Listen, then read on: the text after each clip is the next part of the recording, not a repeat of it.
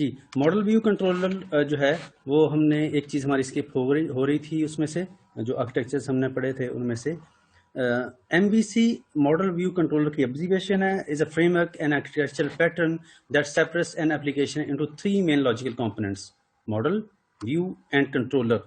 ये 3 बेसिकली चीज़ें हैं जिनके अंदर ये जो है ये आर्किटेक्चर डिवाइड होता है। हम जितने भी आर्किटेक्चर इससे पहले पढ़े हैं या डिज़ाइन पैटर्न पढ़े हैं, उनका वर्किंग का अपना अपना तरीकाकार है या उनका अपना अपना ऑब्जेक्टिव है कि वो क्यों यूज़ होते हैं या वो किन चीज़ों पर मुश्तमिल है।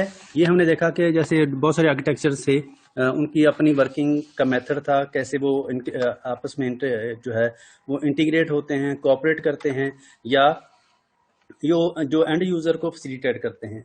तो इसी तरीके से जो MVC है ये 3 लेयर्स पे या 3 फेजेस पे मुश्तमिल मॉडल है, जो कि मॉडल, व्यू और कंट्रोलर, इनके 3 नाम हैं। ये कैसे काम करते हैं ये अभी हम देखते हैं डेली लाइफ एग्जांपल के साथ। ये पिक्चर जो है ये आपको शो करेगी कि मॉडल व्यू कंट्रोलर जो है वो डेली लाइफ में कैसे होता है।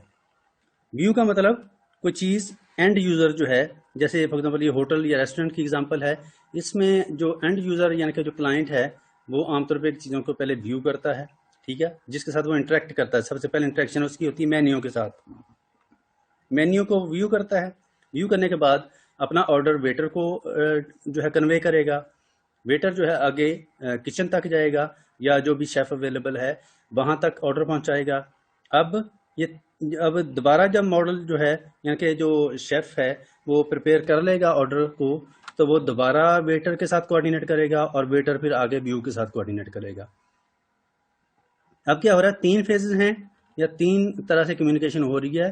व्यू और मॉडल जो हैं इनकी आपस में कम्युनिकेशन होती है, लेकिन डायरेक्ट नहीं, कंट्रोलर के थ्रू। कंट्रोलर वो कंपोनेंट है जो कि तमाम बाकी मामलात को कंट्रोल करता है या मैनेज करता है। अब व्यू को इस चीज़ से कोई गर्ज नहीं है कि मिसाल के तौर पे जो मैं ऑर्डर दूंगा वो इम्प्लीमेंट कौन करेगा, बैक एंड पे कौन बैठा है, मेल है, फीमेल है, बच्चा है, बड़ा है, कौन उसको मेरी डिश को बनाएगा, एक्सपर्ट है, नहीं है, उसको इम्प्लीमेंटेशन से कोई गर्ज नहीं। ये हम आमतौर पे एब्स्ट्रैक्शन में देखते हैं कि जो एंड यूजर है, जो कि ग्राफिकल यूजर इंटरफेस का इंटरेक्ट कर रहा होता है, उसको इंटरनल डिटेल से कोई गर्ज नहीं होती या उसकी एक्सेस नहीं होती। आमतौर पे हमें भी पता है कि हम जस्ट अपनी टेबल पे जाके बैठ जाते हैं, ऑर्डर देते हैं और हमें नहीं आइडिया कि बैक एंड पे फिर क्या हो रहा है, कौन जो कुक है वो इसको प्रिपेयर कर रहा है, ताज़ी चीज़ बन रही है, हो रेफ्रिजरेटर से उठ के आ रही है, वो अंदर के मामलात हैं। और हमारी और बैक एंड की जो कोऑर्डिनेशन है उसके लिए हमें दरमियान में कोई ना कोई डोमेन लॉजिक या अपना जो कोड है जो हमारी दोनों लेयर्स को आपस में कम्युनिकेट करवाता है, वो जो है जैसे आमतौर पे हमको कंपाइलर भी कह सकते हैं कि जो हमारा जो सोर्स प्रोग्राम है उसको मशीन लैंग्वेज तक कन्वर्ट करके या उसको अंडरस्टैंड करवाने में मदद देता है। तो ये कंट्रोलर बेसिकली मिडल मैन है जो कि दोनों लेयर्स के दरमियान में काम करेगा और वर्किंग का जो प्रोसेस है उसको कंप्लीट करने में हेल्प आउट करेगा। एक और एग्जांपल है इसकी MVC की कि मॉडल व्यू। जी तसद्दुक कुछ कहना चाह रहे हो? सर मैंने एक बात करनी थी कि हमारा क्लास फेलो है अली खावर, जी वो यही चीज पूछ रहा था। MVC डेटाबेस के लिए उसे कोई इसकी रिक्वायरमेंट थी, तो अभी ये गौर से सुन लो, यही सारा कुछ होना है। ASP.NET का जो फ्रेमवर्क है ये किसके डेटाबेस लिए में यूज होगा। आपसे पूछ रहा था? जी अच्छा, चलो अच्छी बात है। अगर कहीं कोई मिस्टेक हो या कोई डेफिशिएंसी हो तो आप साथ दे सकते हैं मेरा। जी सर। दूसरी एग्जांपल है MVC की एक और कि मीडिया जो है जो उसका तीनों जो फेजेस हैं मॉडल व्यू कंट्रोलर की, वो तीनों गाड़ी की सूरत में क्या हो सकती हैं। आमतौर पे व्यू वो गैजेट्स हैं, वो फ्रंट हैंड है जिसके साथ ड्राइवर या ड्राइव करने वाला या यूज़र जो है इस सिस्टम का इंटरेक्ट करता है। और आपको पता है कि आमतौर पे स्टीयरिंग और जो रेस, गियर, ब्रेक और ये इस तरह की हैंडल ब्रेक, इस तरह की जो चीज़ें हैं या जो गाड़ी के जो बाकी चीज़ें ऑपरेट होती हैं, लाइट्स वगैरह या बाकी चीज़ें, तो उनके साथ इंटरेक्ट करता है। तो ये इसकी व्यू की एग्जांपल है। इसके अलावा कंट्रोलर दरमियान में वो जो इंजन है और तमाम प्रोसेसिंग हो रही है वो उसको हम कंट्रोलर की एग्जांपल दे सकते हैं। और जो फ्यूल है जो कि बेसिकली स्टोर होती है जिससे आगे काम होता है, वो जो मॉडल है बेसिकली वो उसका फ्यूल है जो कि इन तमाम चीज़ों को ऑपरेट करने में हेल्प आउट करेगा।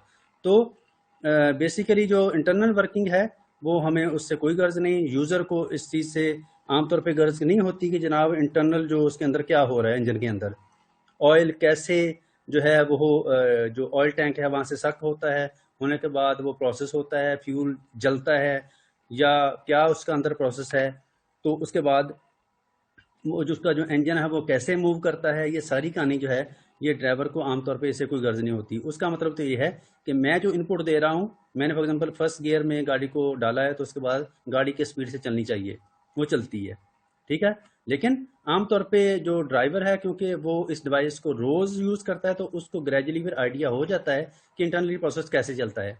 सेंटर प्रॉब्लम आएगी तो वर्कशॉप पे जाएगा, तो मैकेनिक जब काम करता है तो वो देखता है, ऑब्जर्व करता है, तो उसको इंटरनल वर्किंग जो है पता चल सकती है, चल जाती है। लेकिन जस्ट इतनी इन्फॉर्मेशन के बाद एक ड्राइवर जो है वो अपनी गाड़ी नहीं बना लेता। क्या ख्याल है? बिल्कुल ऐसे ही है कि जैसे आपको सॉफ्टवेयर का कोई मिसाल के तौर पे वर्किंग अगर आइडिया है तो आप इतनी भी बाल पे मिसाल के तौर पे एक फ्रंट एंड है जैसे है गूगल का, आपका जस्ट जो google.com है उस पर एक ही टेक्स्ट बॉक्स है और एक जनाब वहाँ पे बटन लगा होता है, ये सारी दुनिया है गूगल की, ठीक है। लेकिन उसके पीछे किस तरह के एल्गोरिदम्स यूज हुए हुए हैं जनाब, वो सर्च इंजन ऑप्टिमाइजेशन कैसे काम कर रही है, उसके अंदर 1700 चीज़ें उसके पीछे बैकएंड पे हो रही होंगी, वो हमें आइडिया नहीं है। तो इसका मतलब अगर मुझे सिर्फ इस वर्किंग का पता चल गया कि गूगल का पेज है उस पर एक टेक्स्ट बॉक्स लगाना है, एक बटन लगाना है और सर्च होना शुरू हो जाएगा, इसका हरगज मतलब नहीं है कि मुझे वो आर्किटेक्चर समझ आ गया, क्योंकि ये एब्स्ट्रैक्शन की एग्जांपल है, मुझे उसकी इम्प्लीमेंटेशन जो है वो मुझसे हिडन है। ये अब उसका एक्चुअल प्रोसेस है जो कि कंप्यूटर साइंसेज में या कंप्यूटर साइंसेज के जो स्टूडेंट्स हैं उनको गाइड करने के लिए है कि एक्चुअल व्यू मॉडल कंट्रोलर जो है वो कैसे काम करता है। व्यू सबसे पहली वो फेज, वो लेवल जिसके साथ यूजर इंटरेक्ट कर रहा है, ठीक है जी। व्यूज अलर्ट्स अलर्ट्स सर हमारा कंट्रोलर यूजर हैं। सर हमारा यूजर कुछ अजीब सा तुम्हें नहीं है। तुम जो यूजर है वो अपना जो ग्राफिकल यूजर इंटरफेस है जो उसको नजर आता है जिसके साथ इंटरेक्ट कर पाता है वो उसका व्यू मॉडल है या मॉडल का व्यू पार्ट है। इसके अलावा वो जो डिफरेंट डिफरेंट चीज़ों को कंट्रोल करता है, फॉर एग्जांपल कोई रिपोर्ट चेक करनी है, कोई इनपुट करनी है, ऐड इंसर्ट करना है, डिलीट करना है कोई डाटा, ये तमाम चीज़ें जो हैं ये कंट्रोलिंग के सेंस में आएंगी। और इस कंट्रोलिंग के पीछे डेफिनेटली कोई ना कोई लॉजिक होगी सिस्टम के अंदर। वो तमाम मैकेनिज्म जो हमसे हिडन है या एंड यूजर से हिडन होता है वो कंट्रोलर पार्ट है। और कंट्रोलर पार्ट आगे फिर ये जो इंस्ट्रक्शन व्यू की सूरत में आती हैं कंट्रोलर तक, वो आगे प्रोसेस करने के लिए आगे भेजता है और प्रोसेस करने के बाद जो रिस्पॉन्स आएगा वो फिर वापस यूजर तक जाएगा, ठीक है जी। ये मॉडल व्यू कंट्रोलर की तीन उसका एक साइकिल है बेसिकली, जिसमें ये चीज़ें जो हैं वो आपस में कम्युनिकेट होती हैं, क्योंकि ये चीज़ों का जो पर्पज़ है वो है कि जो सिस्टम है उसको अंडरस्टैंडेबल बनाया जाए और इम्प्लीमेंटेबल बनाया जाए। क्योंकि अगर आप एक यूनिट की सूरत में काम करते हैं तो फिर चीज़ों को मैनेज करना ज़रा मुश्किल हो जाता है। जैसे मैं अक्सर एग्जांपल भी देता हूँ कि मैं क्लास में आके कहूँ कि जनाब कल हमने वो एक्टिविटी करनी है तो आप लोगों ने सारे अरेंजमेंट करने हैं और क्या कि मैं चला जाऊँ, ठीक है। और कल को जब वो एक्टिविटी का टाइम आए तो मैं देखूं वहां पे कोई काम भी नहीं हुआ, सारे काम वैसे ही पड़े हैं, तो फिर मैं किसी को रिस्पॉन्सिबल नहीं ठहरा सकता कि जनाब आपने ये काम नहीं किया। लेकिन अगर मैं उस वक्त ये डिफाइन कर दूं कि उसामा ये काम करेगा, अली ये काम करेगा, तसद्दक ये काम करेगा, तो कल को फिर मैं उसको टेस्ट करना चीज़ों को आसान हो जाएगा मेरे लिए, एनालाइज करना कि जनाब तसद्दक साहब मैंने आपको कहा था कि आपने गेस्ट को रिसीव करना है, तो जब गेस्ट आया तो वहां कोई नहीं था, तो ये आपकी रिस्पॉन्सिबिलिटी, आपने क्यों नहीं किया, ठीक है। तो जब मैं चीज़ों को डिवाइड कर दूंगा, जो सेग्रीगेट कर दूंगा, तो फिर मेरे लिए उन चीज़ों को आगे लेके चलना बड़ा आसान हो जाएगा। और जब पूरी क्लास को मैं कहूँगा एक्टिविटी करी तो हर बंदा यही फील करेगा कि यार वो दूसरा बंदा कर लेगा, मुझे तो नहीं ना कहा उसने। इस जो हमारी एग्जांपल थी उसमें वो मेंशन भी था कि जो होटल वाली एग्जांपल थी उसमें व्यू जो कर रहा है वो आप लोग हो सकते हैं, हम लोग जो कि हम इंटरेक्ट करते हैं एज ए कस्टमर। जो कंट्रोलर है वो बेसिकली वेटर है जो कि तमाम चीज़ों को कंट्रोल कर रहा है कि जनाब क्या फॉर एग्जाम्पल टेबल नंबर 5 की जो ऑर्डर था वो 5 नंबर टेबल पे ही आ रहा है। ऐसा तो नहीं है कि जस्ट वो चीज़ें कम्युनिकेट करी जा रहा है और जो किचन से बैकएंड से जो सामान आ रही है उनकी आउटपुट आ रही है वो जिसको मर्जी साइन करी जाए। नहीं, वो तमाम चीज़ों को बाकायदा कंट्रोल करता है और ध्यान रखता है कि इनपुट कहाँ से आई थी, आउटपुट भी उधर ही जानी चाहिए। ठीक है जी। तो कुक जो है वो बेसिकली उस मॉडल की एग्जांपल है जो कि बैक एंड पे वो सारी प्रोसेसिंग कर रहा है पीछे, जो एक्चुअली आउटपुट जनरेट करके दे रहा है। और कंट्रोलर जो वेटर है या कंट्रोलर बेसिकली व्यू और कुक की जो आपस की कोऑर्डिनेशन है उसको इंश्योर कर रहा है। और अगर वो चीज़ पक के कहीं स्टोर होनी है तो उसकी एग्जांपल हम रिपोजिटरी की सूरत में ले सकते हैं कि रेफ्रिजरेटर वो रिपोजिटरी है, वो डेटाबेस है जहाँ के जिसके अंदर चीज़ें जो हैं वो स्टोर होती हैं या लेटर ऑन यूज के लिए प्रिजर्व की जाती हैं। ये उसी की डिटेल है जो चीज़ें हमने डिस्कस की। व्यू क्या है? View is the part of the application that represents the presentation of the data. ये उस मॉडल का वो हिस्सा जो चीज़ों को प्रेजेंट करता है, दिखाता है, शो करता है। और आमतौर पे हमारा जो ग्राफिकल यूजर इंटरफेस है यही वो व्यू है जहाँ पे हम इंटरेक्ट करते हैं उस सिस्टम के साथ। ठीक है। जो नॉर्मल एप्लीकेशंस हैं उनमें तो हमें बाकायदा इंटरफेस अवेलेबल होता है GUI की सूरत में कि उसमें आइकन्स हैं, कलर्स हैं, डेस्कटॉप है, माउस है, तमाम चीज़ें हैं। लेकिन ये डिपेंड करता है कि एप्लीकेशन की टाइप किस तरह की है। जैसे आपको पता है कि एम्बेडेड सिस्टम है तो उसमें फिर हो सकता है हमारे पास इतनी ऑप्शन ना हो, हमारे पास लिमिटेड सा कोई इंटरफेस हो, जैसे ओवन या इस तरह की किसी डिवाइस जो होम अप्लायंसेज है उनके अंदर लिमिटेड सा इंटरफेस होता है, तो वहाँ पे हम बड़ा लिमिटेड इंटरेक्ट करते हैं लिमिटेड तरीके से। Controller is that part of the application that handles the user interaction. User की इंटरेक्शन को जो चीज़ हैंडल कर रही है वो कंट्रोलर है। The controller interprets the mouse and keyboards inputs from user informing model and the view to change as appropriate.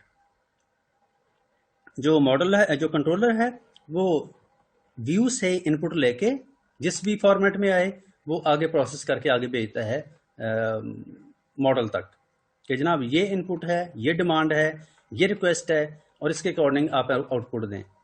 ठीक है। और डेफिनेटली जो सिस्टम है उसके मुताबिक ही इनपुट आएगी उधर से, व्यू से, उससे डिफरेंट नहीं आ सकती, क्योंकि जिस तरह की लॉजिक है, जिस तरह का मॉडल है, जिस तरह का कंट्रोलर है, उसके रेलिवेंट ही GUI डिज़ाइन होगा, उससे हट के नहीं होगा।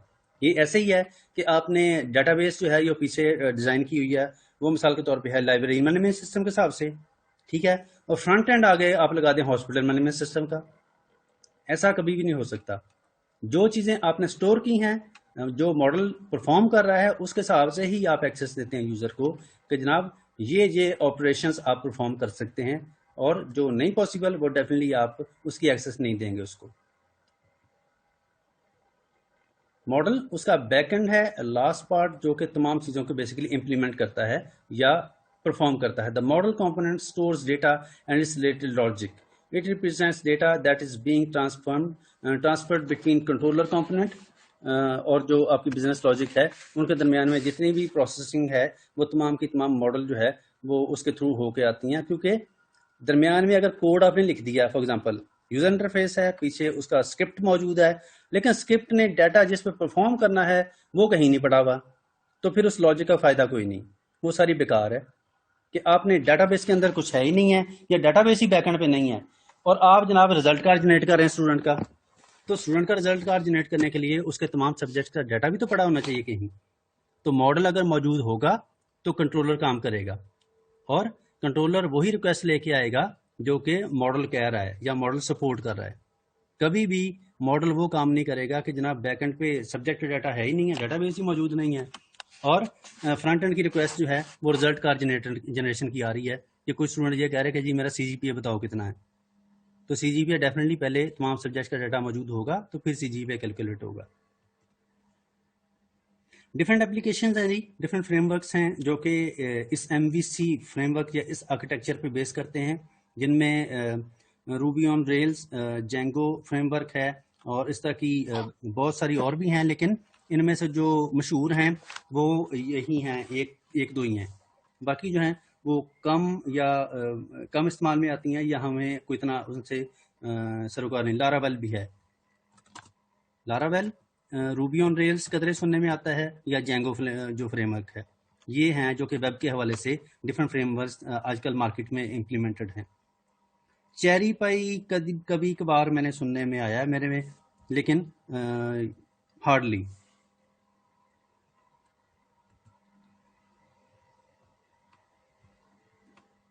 इसके एडवांटेजेस क्या हैं जी, या इसका फ़ायदा क्या है इस फ्रेमवर्क का? क्योंकि चीज़ें जो हैं वो डिवाइडेड हैं, सेग्रीगेटेड हैं, कंपोनेंट्स या आर्किटेक्चर या जो उसके डिफरेंट मॉडल्स की सूरत में, डिफरेंट कंपोनेंट्स की सूरत में।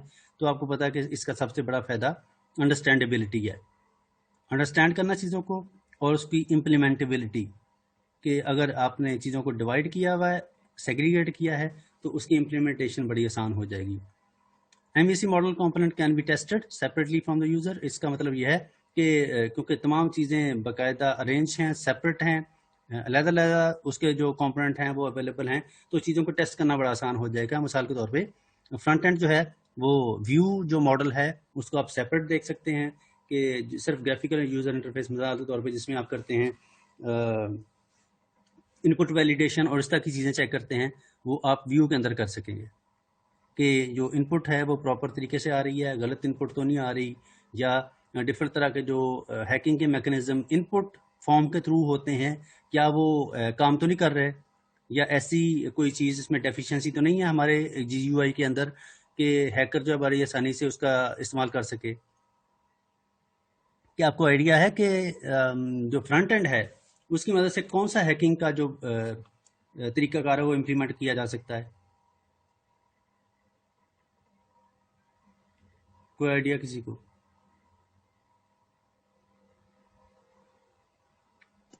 No sir idea idea sir. वैसे माइंड में आ रहा है कि मैं भी बटन के ऊपर बटन क्रिएट करके वो अपने पर्पस के लिए पूरे कर रहे हो। हाँ, ये एक तरीका है, लेकिन इसका नाम मेरे जहन से चीट निकल गया शीट अभी। अभी मैं देखता, अभी मेरे जहन में आया तो मैं आपको बताऊंगा इसका नाम क्या है। Sir, cheat sheet. जी सर जी। चीट शीट नहीं, इसका नाम चीट शीट नहीं है वैसे, जो अभी आपने बताया वो मेरे जहन से निकला। मैंने अपने थीसिस के अंदर इस पे काम किया हुआ है, इसकी एग्जांपल मौजूद है उसमें, वो वक्ती तौर पर जी मेरे जहन से स्किप हो गया। एक और बड़ा नाउंड है तरीकाकार हैकिंग का, जो कि फ्रंट एंड के थ्रू होता है।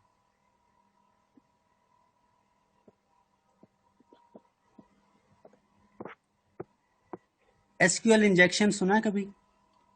सर, एसक्यूएल इंजेक्शन तो वो हाँ जी फ्रंट सर। एंड के अलावा हम वो कहीं भी इंजेक्ट कर सकते हैं ना। वो तो लेकिन सारी उस फ्रंट एंड सबसे आसान तरीका है उसका, जी सर। कि जस्ट एप्लीकेशन आपके पास फ्रंट एंड मौजूद है, व्यू तक आपकी इंटरेक्शन है, तो आप SQL इंजेक्शन के थ्रू सिस्टम को हैक कर सकते हैं। SQL इंजेक्शन क्या है, किसी को आइडिया है? सर ये अभी आ रहा था नजरों के सामने लेकिन पता नहीं। कोई और तुक्का लगाए। No idea. सर आपने बताया था वो कोई क्यूरी बैक एंड पे लगा देते हैं और पता नहीं इस तरह कुछ वो पे। बिल्कुल, कि आमतौर पे जहाँ पे आपने यूजर आईडी और पासवर्ड सबमिट करना है, तो हैकर क्या करता है, वहां पे क्वेरी लिख के उसको लॉगिन या सबमिट करने की कोशिश करता है। ठीक है, अगर तो आपकी एप्लीकेशन प्रॉपरली इस चीज़ को टैकल नहीं करती, तो फिर क्या करेगा, आपको एक्सेस मिल जाएगी डेटाबेस तक की, आपकी डेटाबेस जो है वो आपके लिए व्यू हो सकती है। लेकिन अब नॉर्मली ऐसे जो काम हैं वो अब नहीं इम्प्लीमेंट होते, क्योंकि अब जितनी भी वेब्स बन रही हैं वो तमाम जो डेवलपर हैं वो इन चीज़ों को अब फोकस करते हैं। ठीक है, और सर, एसक्यूएल इंजेक्शन तो हम यूनियन अटैक में इस्तेमाल कर सकते हैं ना, कि मोर देन वन अटैकर जब अटैक कर रहे होते हैं तो उस वक्त एसक्यूएल इंजेक्शन यूज होता है। है मोर देन वन अटैकर का क्या मतलब? सर, जिस तरह अब मैं और अपने 3 दोस्तों के साथ अपनी यूनिवर्सिटी की वेबसाइट खोल रहा हूँ, हम्म मैं भी एक क्यूरी देता हूँ, दूसरा दोस्त भी, तीसरा दोस्त भी। हम्म हम तीनों ने क्यूरी देंगे तो तब भी अगर एक क्यूरी पीछे जाएगी तो जो हमारा लॉजिकल व्यू होगा वो उसे रिजेक्ट कर देगा। एक रिजेक्ट करेगा, दूसरी रिजेक्ट करेगा, किसी एक पे वो एग्जीक्यूट उसे करनी पड़ेगी। रिस्पॉन्स टाइम जो सर्वर का होता है, ये फिर कोई उसका डिफरेंट नाम हो सकता है, पर एसक्यूएल इंजेक्शन जो है, जैसे नाम से जाहिर है, उसमें आप एसक्यूएल की क्वेरी या एसक्यूएल स्टेटमेंट को इंजेक्ट करते हैं। इंजेक्शन का मतलब यहाँ पे ये है। इंजेक्ट का मतलब कि आप सबमिट करते हैं सिस्टम को और सिस्टम उसके मुताबिक रिस्पॉन्ड करता है। फिर अगर तो आपका सिस्टम वल्नरेबल नहीं है, कमज़ोर नहीं है, तो डेफिनेटली फिर वो उसका कोई ना कोई एरर मैसेज देगा, या फौरन जैसे आपको पता है कि आप लॉगिन आईडी की जगह एसक्यूएल की क्वेरी लिख के सबमिट करेंगे तो फौरन कह देगा यूज़र नॉट एग्जिस्ट या यूज़र आईडी रॉन्ग, ऐसा कोई मैसेज दे देगा। इसका मतलब कि उसके पीछे भरपूर मैकेनिज्म मौजूद है। लेकिन अगर कोई ऐसी उन्होंने इसको इम्प्लीमेंटेशन में गलती की है तो फिर वो चीज़ जो है वो मिस्टेक की तरफ जाएगी और उस तक एक्सेस चली जाएगी। जैसे आपको पता है कि अगर मैं शेयर कर पाऊँ ये वाली चीज़, आप उससे देख रहे हैं ना पाथ ब्राउजर का जो आ रहा है ऊपर, जी सर। ये स्क्रीन शेयर है ना। अब मैं इस मतलब जी फाइनल में बैठा हूँ इस फोल्डर में, ऐसे ही है। आमतौर वेब सर्वर के पे क्या होता है कि डिफरेंट, फॉर एग्जांपल आपका सिस्टम है तो आपका सिस्टम का एक फोल्डर वहां पे होगा वेब सर्वर पे पड़ा हुआ, और जो भी बंदा आपकी वेबसाइट को एक्सेस करने लगेगा उसका तमाम जो पेजेस हैं वो उस फोल्डर के अंदर होंगे। आपकी एक्सेस इस फाइनल फोल्डर तक होगी, इससे पिछला जो डेट शीट का फोल्डर है वहां तक नहीं आप जा सकते। ठीक है, तो इसमें क्या करते हैं हैकर, अगर आपकी एक्सेस यहाँ तक है तो वो एक स्टेप बैक जाने की कोशिश करेंगे। अब हो सकता है एक स्टेप में अगर पिछले फोल्डर पे चला गया तो उसमें हो सकता है 17 और लोगों की वेबसाइट्स भी पड़ी हों, उनके फोल्डर पड़े हों, तो इसका मतलब मेरी एक्सेस वहां तक भी चलेगी। तो बहरहाल उसके डिफरेंट तरीकाकार हैं जो हैकिंग के हैं, लेकिन हमारा पर्पस जो था वो जस्ट उसको देखना था फ्रंट एंड को या मॉडल व्यू कंट्रोलर को, कि व्यू की सूरत में हम सिर्फ जो है जो हमें चीज़ विजिबल है हम वहीं तक रहते हैं, उससे आगे नहीं जा सकते, इम्प्लीमेंटेशन तक नहीं जा सकते। लेकिन अगर सिस्टम आपका वीक है तो फिर ये मिस्टेक हो सकती है, आप आगे तक जो है वो पेनिट्रेट कर सकते हैं। इसके अलावा और छोटे छोटे फीचर्स हैं या उसके फ़ायदे हैं, जैसे for example search engine optimisation है कि ये एसईओ को सपोर्ट करता है इस सिस्टम, और इस तरह की छोटी छोटी चीज़ें हैं जो कि इतनी रनाउंड या फॉर एग्जांपल ऐसी नहीं कि हम उसको एक एक वन बाय वन डिस्कस करें। ये था जी एमवीसी आर्किटेक्चर, जिसको हमने थोड़ा सा डेली लाइफ एग्जांपल के साथ देखने की कोशिश की कि मॉडल व्यू कंट्रोलर जो है वो क्या होता है या वो कैसे काम करता है, इसके कंपोनेंट क्या हैं या इसके बेनिफिट्स क्या हैं। मेरा ख्याल बस यही था।